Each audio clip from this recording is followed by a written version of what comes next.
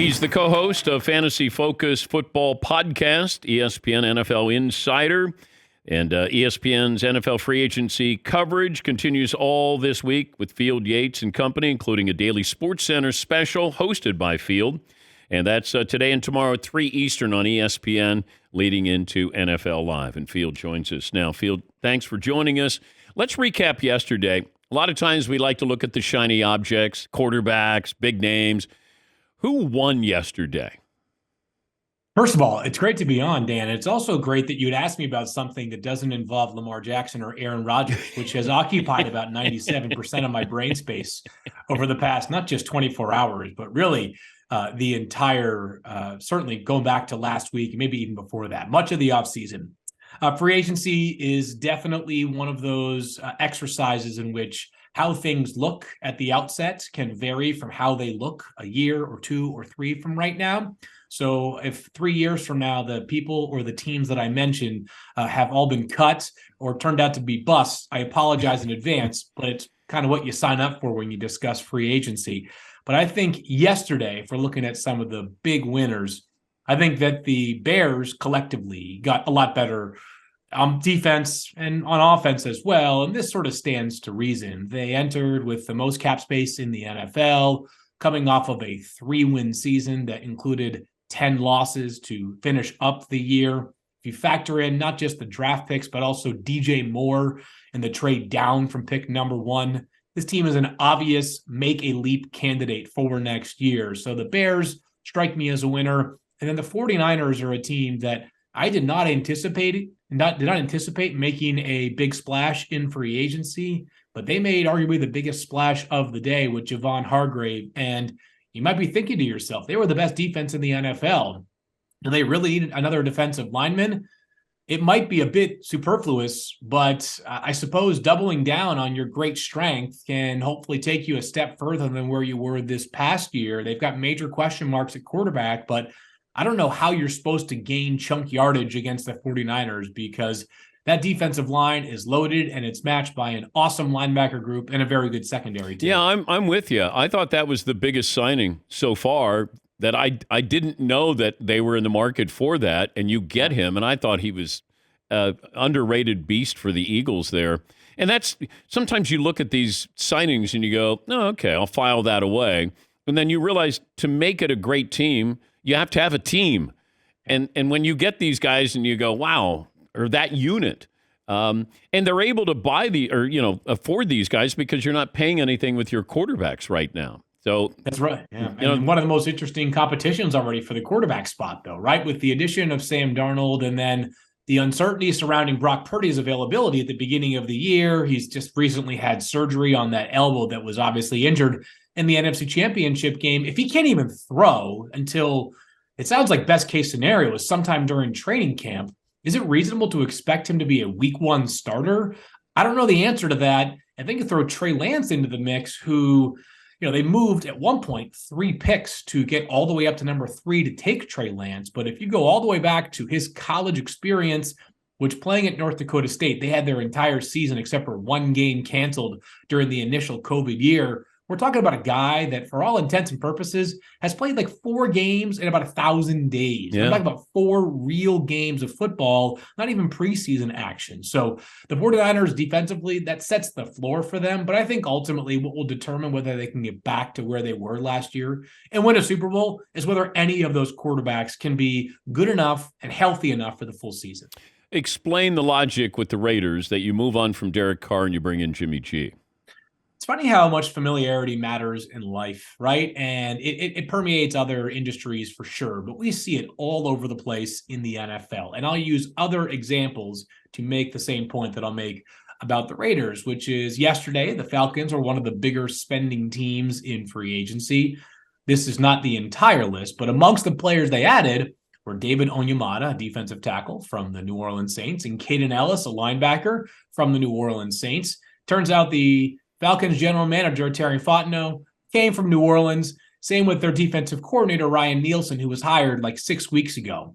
Typically, you see teams pursue players they are familiar with, and sometimes with attacks as well. You might overpay for things that you see value in that other teams don't necessarily see, but it applies to Las Vegas. a consistent theme for Josh McDaniels since taking this job is making this New England West. And there have been other examples of trying to replicate the Patriots model that have not worked at all. But he hired a GM in Dave Ziegler, who was in the Patriots front office. His coaching staff is littered with coaches that came directly from New England, or both of his coordinators were at one point on the Patriots staff. And then the roster's got plenty of guys with New England ties. And Jimmy G entered the league with the Patriots, as we all know, but did it again with Jacoby Myers, who they just signed to a 3-year deal worth $11 million per season. It's economically a little bit more manageable to have this current contract for Jimmy G than Derek Carr's deal. It's about a $30-ish million payday for Jimmy G, maybe more like 27, 28, depending on how many incentives he hits, as opposed to Derek Carr, which was closer to $40 million. But it's a familiarity thing more than anything. He knows Jimmy G. He knows the way he operates, the kind of player he is. And I think that Josh McDaniels has more confidence that there will be harmony because, well, it wasn't perfect last year for Derek Carr. I don't look at last season up until he got benched as an abject failure either. I think the offense was, for the most part, okay. They just couldn't close on defense, and they kept finding crazy ways to lose in some incredibly memorable fashion. We're talking to Field Yates, ESPN NFL insider. The plan B for the Jets. Let's say they don't get Aaron Rodgers. Now, I know Trey Wingo is reporting that the deal is done, but if they don't get him, then what happens?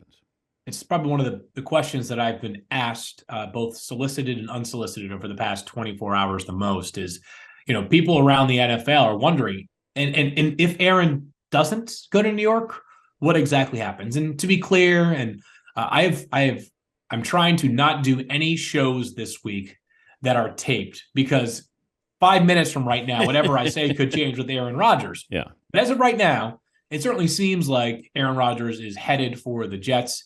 Not only has there been plenty of momentum, independent of anything else happening with other players around the NFL, but Alan Lazard and Randall Cobb are all of a sudden on the Jets' radar. Kind of has like the Kevin Durant / Kyrie Irving vibe when they go to the Brooklyn Nets and all of a sudden all their friends are on the radar as well.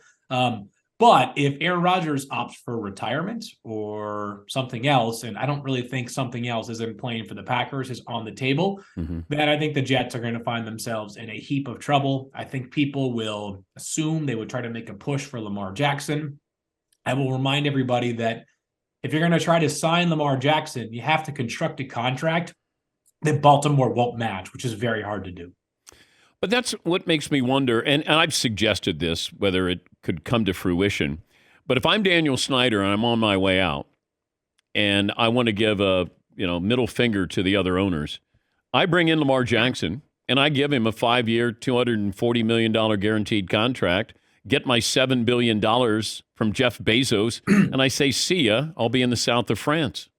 I kind of like the idea, and I have heard it. A lot of my Commanders fans, friends have reached out and wondered as much as well. It would certainly, I would think it would alter, maybe not that much, but at least a tiny bit, the legacy of Dan Snyder in the eyes of Commanders fans, right? That would be an incredible parting gift to leave the franchise with.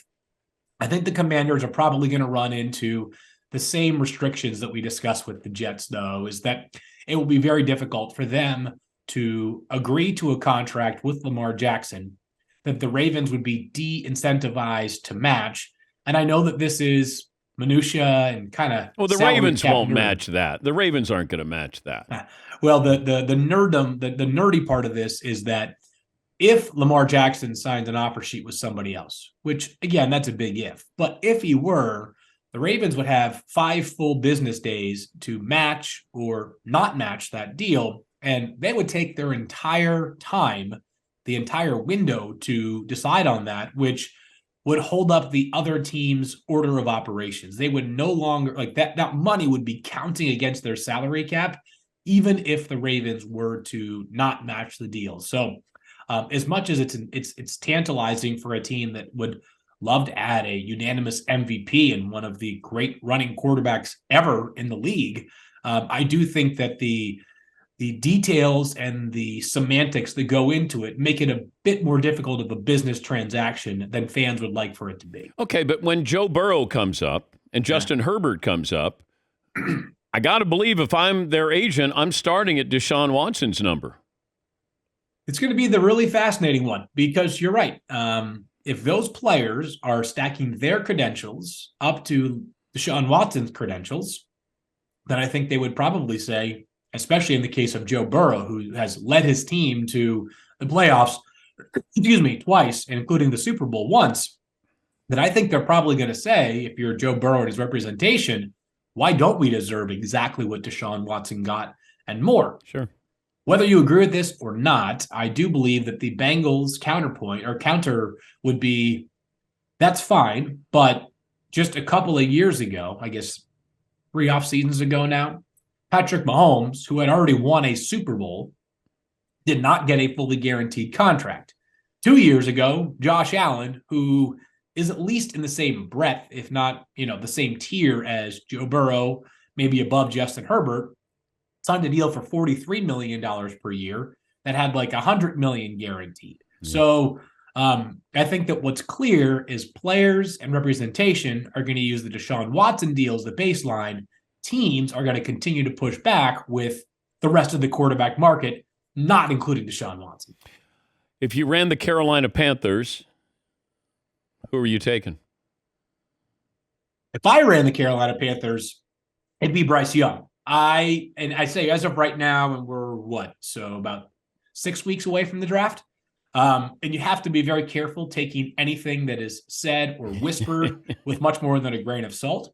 But I would say that more people that I have talked to who have offered up an opinion believe that CJ Stroud is a more likely number 1 overall pick than Bryce Young for the Panthers. But I think that what's clear is if each of the top 4 quarterbacks in this year's draft were built identically in terms of physical stature, Bryce Young would be number 1 on all 32 teams' boards. But the 5'10", 204-foot frame, and by the way, that 204 pound frame, I should say, that was like after a concerted effort in the 3 weeks leading up to the combine to get him up to that weight.